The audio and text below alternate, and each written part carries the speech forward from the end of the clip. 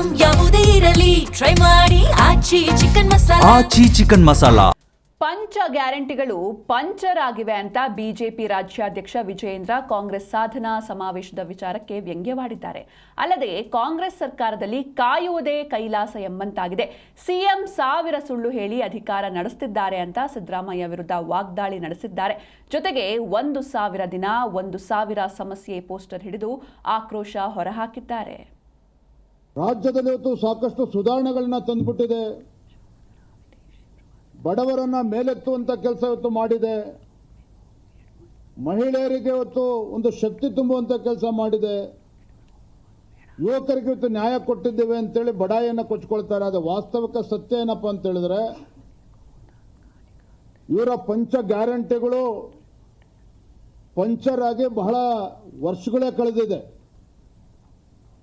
ದೇವರಾಜ ಅರಸರವರ ದಾಖಲೆಯನ್ನು ಕೂಡ ಮುರಿದಿರುವಂತಹ ಸನ್ಮಾನ್ಯ ಮುಖ್ಯಮಂತ್ರಿ ಸಿದ್ದರಾಮಯ್ಯನವರು ಅವರ ಯೋಜನೆಗಳು ಹೇಗಿದೆ ಅಂತ ಹೇಳಿದ್ರೆ, ನರೇಂದ್ರ ಮೋದಿಜಿಯವರು ಬಸವಣ್ಣನವರ ಕಾಯಕವೇ ಕೈಲಾಸ ಅಂತ ಹೇಳಿದ್ರೆ ಅದನ್ನ ಪಾಲನೆ ಮಾಡ್ತಾ ಇದ್ರೆ, ಮುಖ್ಯಮಂತ್ರಿ ಸಿದ್ದರಾಮಯ್ಯನವರು ರಾಜ್ಯದ ಜನರಿಗೆ ಕಾಯುವುದೇ ಕೈಲಾಸ ಅನ್ನೋ ರೀತಿಯಲ್ಲಿ ಸತಾಯಿಸ್ತಾ ಇರುವಂಥದ್ದು ಕೂಡ ನಾವು ನೋಡ್ತಾ ಇದ್ದೇವೆ. 1000 ಸುಳ್ಳುಗಳನ್ನು ಹೇಳಿಕೊಂಡು ರಾಜ್ಯದ ಜನರಿಗೆ ಕಣ್ಣಿಗೆ ಮಣ್ಣನ್ನೇ ಎರಚಿ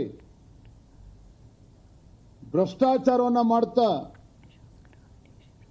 ಕಾಂಗ್ರೆಸ್ ಪಕ್ಷದ ಹೈಕಮಾಂಡ್ ಇವತ್ತು ಕರ್ನಾಟಕವನ್ನ ಅಡ ಇಟ್ಟಿದ್ದಾರೆ ಅಂತ ಹೇಳೋದಕ್ಕೆ ನಾನು ಬಯಸ್ತೇನೆ.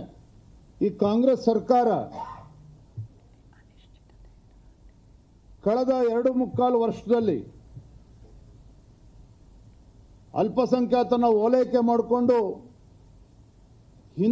ಹಿಂದೂಗಳಿಗೆ ಅಪಮಾನವನ್ನ ಮಾಡ್ತಾ ಇರುವಂಥದ್ದು ಒಂದು ಕಡೆ ಆದರೆ,